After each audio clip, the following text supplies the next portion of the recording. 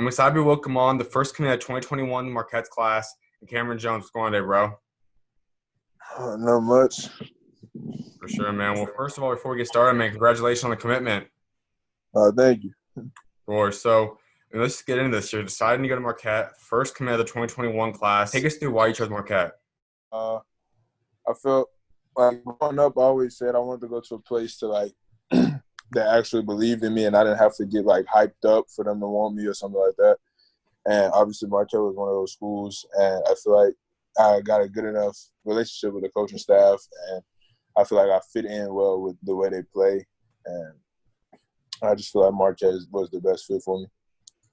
You mentioned how you wanted a school that kind of didn't need the hype behind you to be able to want you, and you had a couple of schools that were interested in you, had offered you, but what separated Marquette from everyone else? I'd say my relationship with the coaching staff. Gotcha. And if we go back a year or so ago, you were one of the most dominant scorers in the UAA circuit. You've been putting on a show for a long time. What do you think you kind of were missing to have reached this point you're at now? I mean, you could say athleticism, but I mean, I don't feel like you said. I mean, I led UA in scoring, so I don't feel like that was necessarily a problem. I didn't let it get to my head, and then I just kept working. And 247 moved you up to the 100 spot. You're starting to get some notoriety now. You made the big commitment. Where do you see yourself being on move up now throughout the next year? I mean, I feel like I could, if I continue to work, I should move up and just continue to just play my game and, like I said, not let anything get to me. Absolutely. You mentioned the coaching staff a few times.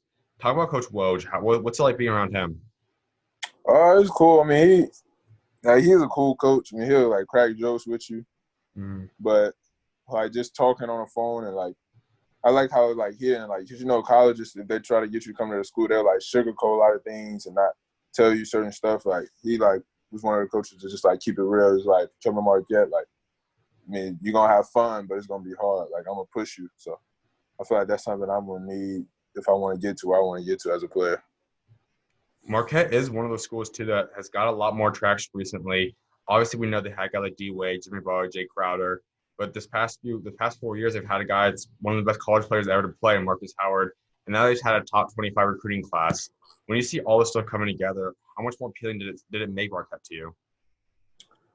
I obviously watching Marcus Howard play and to see how he stayed there for 4 years and how he just kept improving on 4 years, that has something to do with my decision. Because if I'm going to stay somewhere a long period of time, I just don't want to stay the same. I want to get better. So.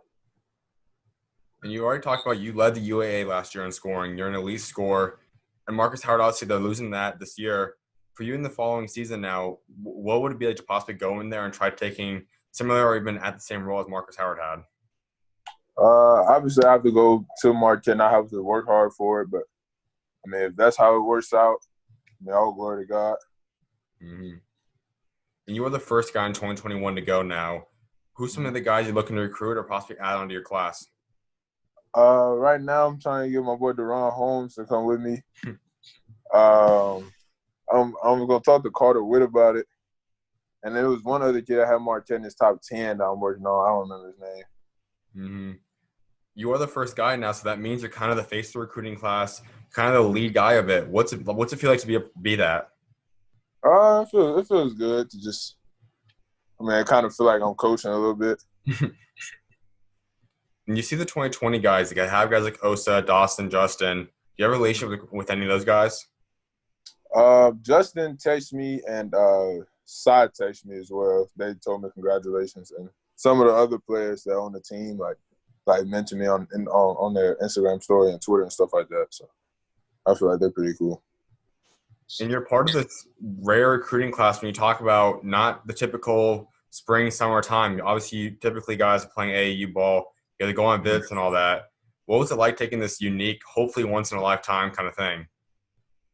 I mean, obviously it's different. So, I mean, I guess growing up, I could always tell my story, how my story was different. And like you said, I hope, nobody else has to go through this. So, I mean, it's I don't know how to explain. It's not.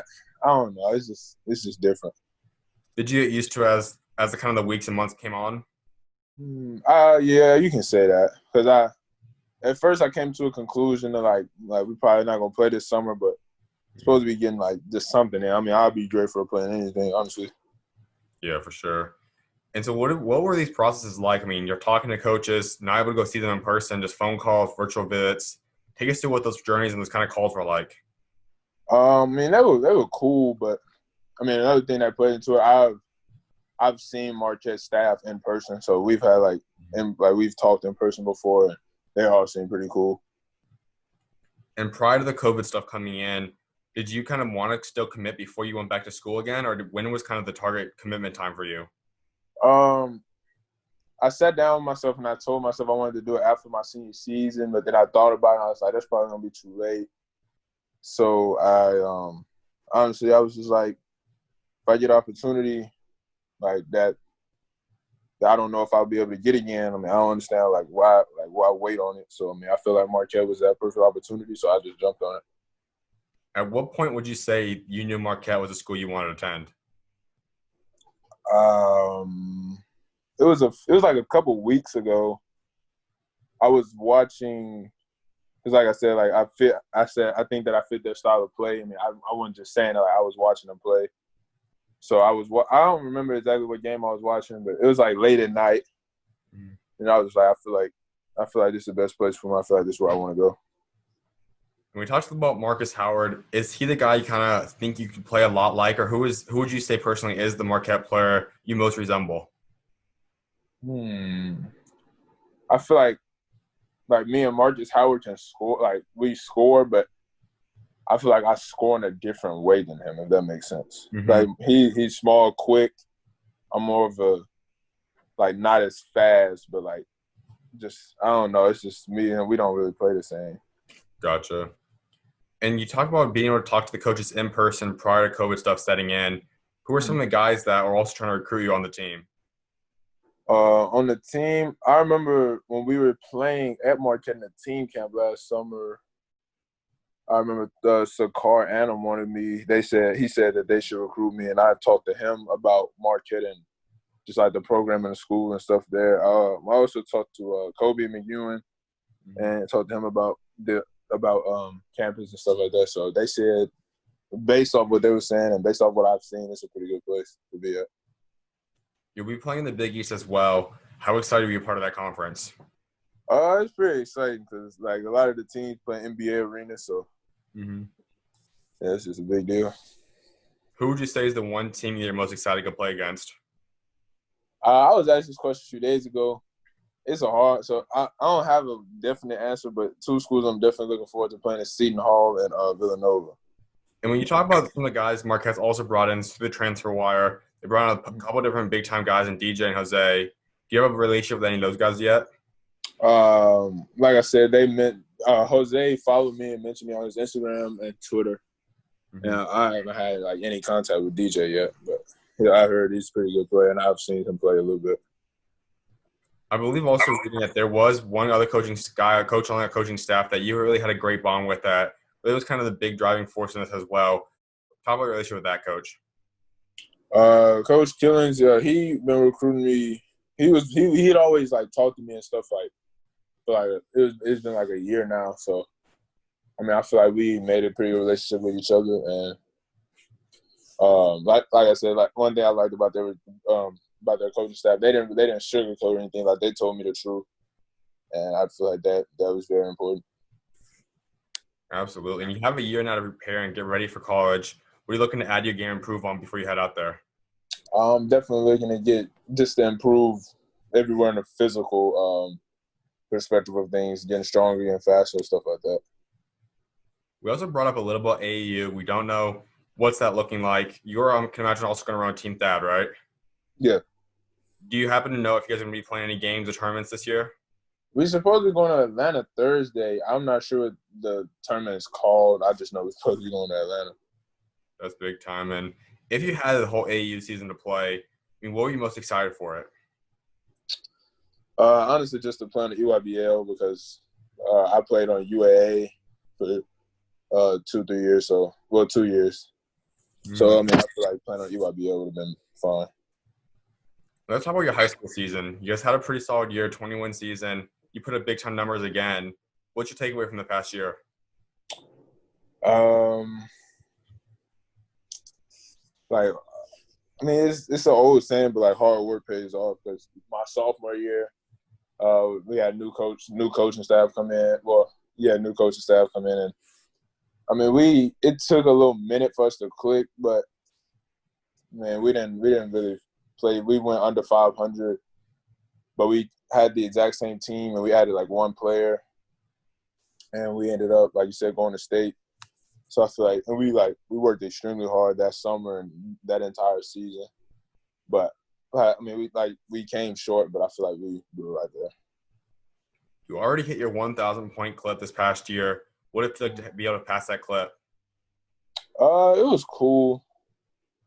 It was obviously like a lifetime accomplishment. Like I won't forget it.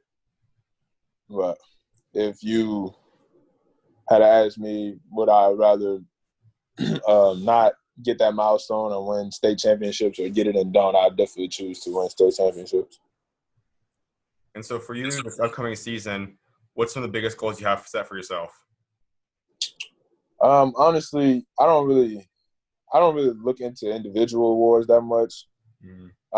I'm really just focusing on winning a state championship before I graduate high school. No doubt. I'm just gonna work as hard as I can and push my teammates as much as I can, and hopefully we can get it this year. You came away this past season averaging a little over 19 a game, 6 rebounds, almost 4 assists a game. Pretty good numbers. What do you think you're capable of putting up, though, next season? One thing I want to focus on next season is to balance out a lot more. So, honestly, I'm looking to average a triple-double, but not like probably like 10-10-10, so somewhere around there. Like I want to affect the game more in different aspects of the game. Mm-hmm. And another thing I can imagine for you is there's been a lot of big prep schools, national scheduled teams reaching out to you. Is that something you have considered or even will possibly consider? Not really. I feel like I know. I'm going back to ECS. I mean, might as well just finish it out with them and just try to win state championship. That's big time, man. A couple more things before I let you go. One is, also know you talk about your faith some. I mean, what's your relationship with God, and how has he helped you get to the point you're at today? I feel like I have a pretty good relationship with God. I accepted Jesus Christ as my Lord and Savior in 5th grade. Mm-hmm. But even before I confessed with my mouth that Jesus is Lord, I always had a good relationship with him. Like I knew he was. I've always known he was real. Mm-hmm. And I just, whatever I can't control or whatever stuff like that, I just turn to God and just know that everything will work out right and in His word. There's always going to be ups and downs, obviously, throughout a relationship with God, and I can imagine that there's plenty of aspects, a lot of those as well. What would you say are some of the biggest moments that you think of that God's going to help you with in terms of a single game or just your career in general? In a game, I would say I remember one game in particular. It was a few years ago. We were playing, and then it was like towards the end of the game, and I had like 2 crucial turnovers, like towards the end of the game. It was bad. Then I ended up hitting like a big 3 to like seal the game towards the end of the game. So I feel like, I don't know, I just feel like that was one thing he helped me out with on the court.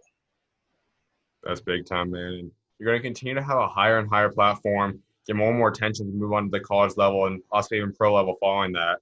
How do you kind of plan to be able to keep spreading God's word throughout the next few years? I mean, just continue to let people know. My job as a believer is to spread the word of Jesus Christ. So if I do that, then everything should be fine.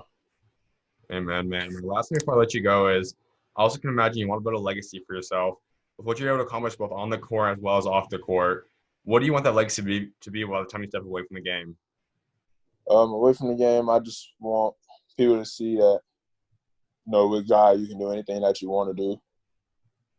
And hopefully I can just inspire others for people that maybe think that they can't do something or the odds are not in their favor to just listen to my story and how I was never really ranked and never really recruited like that. and I could just honestly be recruited and eventually commit to a high major program. And I mean, you just do anything that you set your mind to with faith. Absolutely, man. Well, I definitely appreciate you taking time to come on, my guy. Look forward to seeing what God's got next for you, man. Thank you. Of course, man. Appreciate you taking time to come on, bro. God bless.